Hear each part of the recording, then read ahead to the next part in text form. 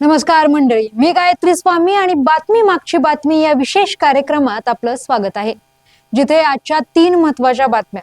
यात धर्मेंद्र प्रधानांचा राजीनामा होणार काय, विद्यार्थ्यांच्या आंदोलनानंतर पेपर फुटीवर सरकारचं पहिलं पाऊल, अमेरिकेचा युटर्न, इस्रायलशी संबंध सुधारल्याशिवाय सौदी अरेबियाला अणुतंत्रज्ञान नाही, डोनाल्ड ट्रम्प यांची नवी अट.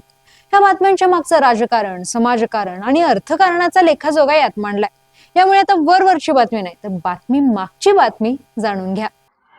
बाबा खूप बोर होतंय, काहीतरी नवीन फ्रेश ऑर्डर करा ना. माझ्याकडे एक सरप्राईज आहे. गोकुळचा आस्वाद परंपरेचा, गोकुळ आईस्क्रीम सोबती प्रत्येक क्षणाचा. गोकुळ आईस्क्रीम. बातमी आहे धर्मेंद्र प्रधानांचा राजीनामा होणार काय. सध्या जंतर मंतरवरील विद्यार्थ्यांच्या आंदोलनाचे देशभर पडसाद उमटत आहेत.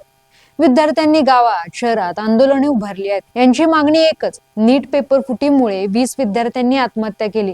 ढिसाळ शिक्षण व्यवस्थेची जबाबदारी घेत केंद्रीय शिक्षण मंत्री धर्मेंद्र प्रधान यांनी राजीनामा द्यावा. सोनम वांगचुक यांनी मध्यरात्री उपोषण सोडले, तरी कॉक्रोच जनता पार्टीचे अध्यक्ष अभिजित दिपके यांनी जोपर्यंत धर्मेंद्र प्रधान राजीनामा देत नाहीत तोपर्यंत हे आंदोलन सुरूच राहील हे ठामपणे सांगितले आहे. काल मध्यरात्रीच पंतप्रधान यांनी नीट पेपर फुटी प्रकरणात कठोर कारवाईचे आश्वासन दिले. आज सरकारचे प्रतिनिधी जे.पी. नड्डा आणि सीजीपीचे शिष्टमंडळ यात सौरव दास, आशुतोष रंका यांची बैठक झाली. सीजीपीच्या 2 मागण्या, ज्यात नीट पेपर फुटीमुळे आत्महत्या केलेल्या विद्यार्थ्यांच्या कुटुंबांना आर्थिक मदत, प्रोटेस्टमधील विद्यार्थ्यांवर कोणतीही कायदेशीर कारवाई होणार नाही याचे आश्वासन दिले आहे.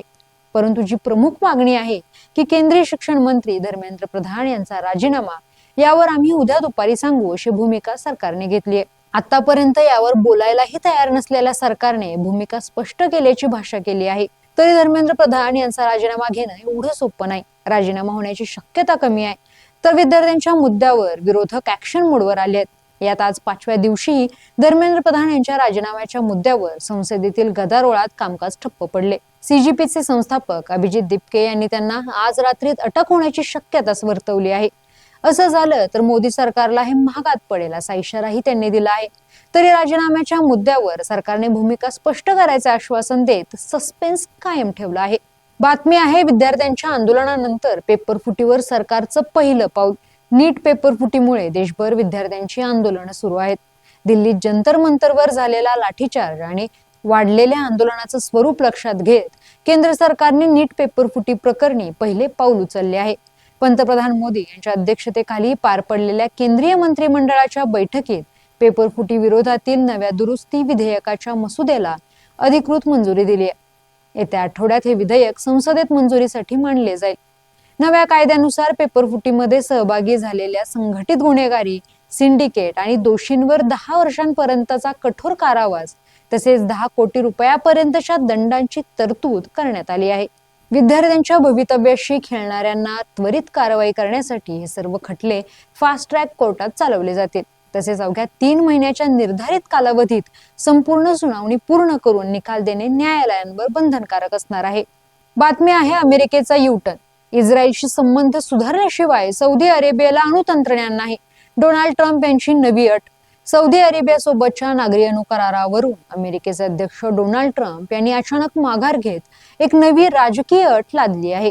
सौदी अरेबियाने अब्राहम अकॉर्ड्स अंतर्गत इस्रायल सोबतचे संबंध पूर्ववत केले तरच या बहुचर्चित अणुकराराला मंजुरी दिली जाईल, असा मोठा यू टर्न ट्रम्प यांनी घेतला आहे. केवळ एका दिवसापूर्वी अमेरिका आणि सौदी अरेबियामध्ये अब्जावधी डॉलर्सच्या नागरी अणुसहकार्य करारावर स्वाक्षऱ्या झाल्या होत्या. मात्र ट्रम्प यांनी सोशल मीडियावरून जाहीर केलेल्या या नव्या अटीमुळे आंतरराष्ट्रीय मुत्सद्देगिरीत मोठी खळबळ उडाली आहे. सौदी अरेबियाने या शांतता करारात सहभागी व्हावे हीच आमची मुख्य अट आहे, अन्यथा हा करार रद्द मानला जाईल असा थेट इशारा व्हाईट हाऊसच्या प्रवक्त्या कॅरोलिन लेविट यांनी दिला आहे. याशिवाय या करारात युरेनियम समृद्धीकरणाचा समावेश असणार नाही असेही ट्रम्प यांनी स्पष्ट केले आहे. मध्य पूर्वेतील अण्वस्त्र स्पर्धेच्या भीतीमुळे या करारावर आधीच अमेरिकन काँग्रेस आणि तज्ज्ञांकडून टीका होत होती. ट्रम्प यांच्या अचानक घेतलेल्या भूमिकेमुळे संपूर्ण कराराचं भवितव्य आता टांगणीला लागले आहे. धन्यवाद आणि पाहत रहा सकलम.